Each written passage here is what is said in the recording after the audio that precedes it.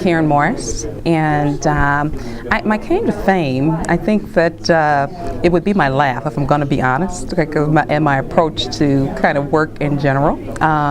I have tended to work really hard, but be in the moment, and so that has led to a really pretty incredible career. I started in criminal justice, and I think that that was really good fundamental foundation for me because it helps you kind of think about people and communities and how organizations work. And I spent time here in labor industrial relations, but I'm a different cat though because I did the HR career track versus criminal justice, traditional criminal justice. So. And how did MSU influence your success in your chosen field?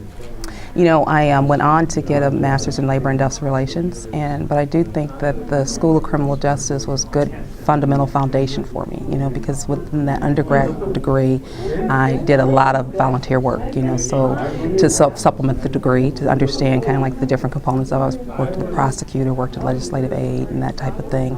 And so it really kind of helps you kind of stretch where you're at, because you kind of come to school and you kind of know, all right, yep, I think this way, but then you're stretched to think some other ways, and so I think that's what the university did for me. Remember back when you were a senior, that trepidation and excitement that you had about graduation. What advice would you give to graduating seniors about being successful in the real world? I think you have to be grounded in kind of who you are and understand kind of where you're at and kind of make accomplishments based on kind of the organization that you're in and to drive towards outcomes versus kind of driving towards a career ladder. I think that's been really helpful for me because I didn't think about what the next job was. I kind of was present in the first job or the current job. So I think that's what has really kind of helped me in all the subsequent jobs and subsequent opportunities. And I think 21-year-old get grounded. I think that the thing that really helped me was initially when I was in criminal justice, I would I was stretching to see kind of what space I would play in. So I talked about being a legislative aide. I was a volunteer probation officer. I worked in the prosecutor's office. So I think you have to be kind of where your principles are and where the organization is going, but to understand kind of fundamentally that you're trying to approach the work to drive outcomes and not necessarily